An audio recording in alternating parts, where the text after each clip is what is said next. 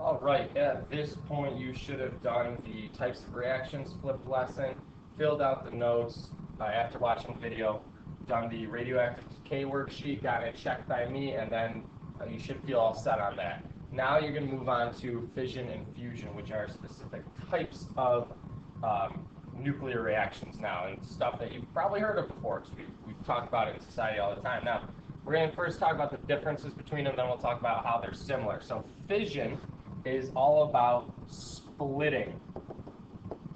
So in fission, it's all about splitting nuclei to produce lighter nuclei. So we're going to go from heavy to light here. So heavy to light. So splitting nuclei. So we're going to have a heavy nucleus, a heavy element. We're going to split it into lighter nuclei. So this begins with the capture of a neutron. So it begins with the capture of a neutron, typically by a heavy element, something like U-235, or plutonium-239. Those are going to be your most common. I know you've heard about U-235 before. It's in any TV show that you watch with a nuclear bomb or nuclear something. It talks about U-235 because that's a big one that's used to start this reaction. You need that in order to start this reaction because it's such an unstable nucleus. Your products of this are going to be two middleweight nuclei. So again, we got lighter here. So they're going to be, we split the uranium, we split the plutonium into two a little bit lighter nucleuses or nuclei. So two middleweight nuclei, one or more neutron, and this is how something called a chain reaction starts. And I'm going to explain more about that in a second because that's very important. And a large amount of energy, and I'm talking a large amount of energy. And how do we know how much energy is released? Well, it's actually one of my favorite equations, because how energy is released is that a small amount of matter is converted into energy. And this is weird because we've never really talked about this. I've actually, throughout the year, I've talked about how, you know, a mass is always conserved, matter is always conserved, energy is always conserved. This is an example where matter is not conserved, and matter is actually converted into energy, which is really cool and really unusual. And how we figure that out is by this equation that you may have heard of before. So E equals mc squared, that everyone says just to sound smart. Well, it actually is a really, really cool equation. So what that's saying is that our amount of energy is equal to our mass times the speed of light squared. That's all squared. And the speed of light squared, the speed of light is a huge number, and then to square it makes it an even huger number. Huger's a word.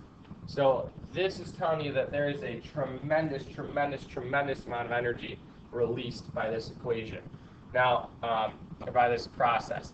The equation that you need to know looks something like this.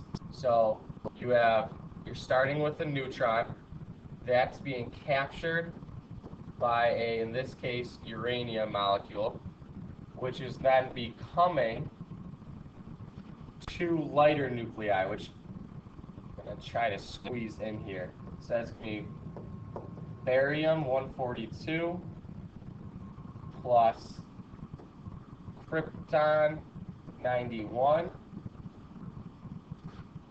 plus, and again, this is where your chain reaction comes from, because now you're going to produce three more neutrons. I'm going to explain why that's important in a second. And then, of course, you're releasing huge amounts of energy. So since you're releasing energy, that's going to be on the product side. So it's going to start with a neutron being captured by a uranium molecule or a nuclei, and then that produces barium, krypton, 3 more neutrons and a ton of energy. So I keep talking about this thing called a chain reaction. Well, what does that mean? So let me show you what a chain reaction looks like. So this is an example of a chain reaction.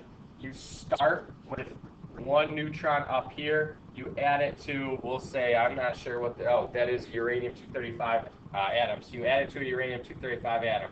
After we do that, we get 2 more neutrons, which then are added to 2 more uranium-235 molecules, which then each produce 2 more neutrons. So right now you already have, we started with 1 neutron, now we have 4 more. And remember, each of these reactions has to start with a neutron. So the more neutrons we start, the more uranium-235 molecules that we bombard, the more uranium-235 atoms we make, or we bombard, the more energy we make. So this is a chain reaction started, and it was found by this Italian scientist named Enrico Fermi. I've heard that name before, but he was extremely important because this chain reaction is how we produce such massive amounts of energy. So it's not just one reaction, 1 uranium-235 atom. It's actually a ton, because it just begins this reaction that just doesn't stop until you run out of uranium-235. So this is chain reaction is a huge, huge, huge concept in fission. So let's go back to our notes now and talk a little bit about fusion now. Talk a little bit about fusion. So fusion is the combining of light nuclei. Combining of light nuclei. So now we're going from light to heavy. So it's pretty much the exact opposite. This occurs most commonly, in our lives at least, in the sun. It's also in the stars. This is actually how a lot of our elements were produced. The bigger the star, the bigger the element that is fused together in the different stars in the universe. That's where we got a lot of our elements. I believe up to iron were all fused in stars throughout the galaxy after the Big Bang and all that. And my knowledge of astronomy is limited, but we most commonly see this in the sun, and this is where hydrogen nuclei. Wow, that is spelled wrong. Hydrogen nuclei is fused into helium nuclei.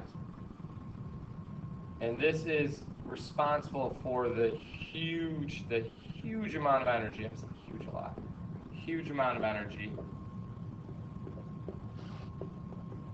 released by the sun.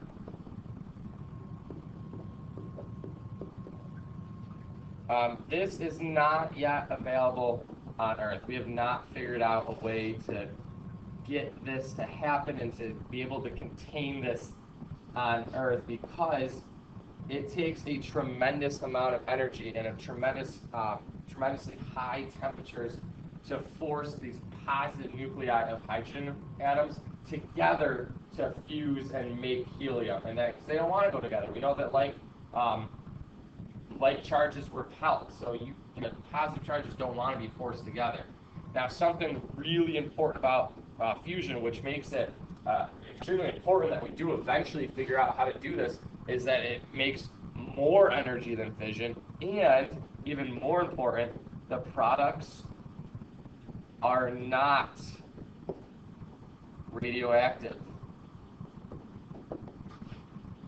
Whereas the products of fission are radioactive. So even the products that you make are radioactive. So over here in our fission equation, barium-142, krypton-91, those are radioactive. They're not good. You always hear about nuclear waste. That's one of the big issues with having fission on Earth. You hear about nuclear waste, you hear about nuclear meltdowns, all that stuff. It's such a controversial topic. And nuclear waste is a real thing because the products that we make are still radioactive, and they're radioactive for a really, really long time. We're actually going to learn about half-life next. So we don't know what to do with this nuclear waste. I actually just saw in the news that the president has opened up a new, or actually an old program where they're going to start storing nuclear waste under this mountain somewhere out west, and that's our best solution to store this nuclear waste. That's why fusion could be so important, because the products are not radioactive. You won't have to worry about that. So Similarities now. They both produce heat and light. So heat and light are produced by both. Huge amounts of energy.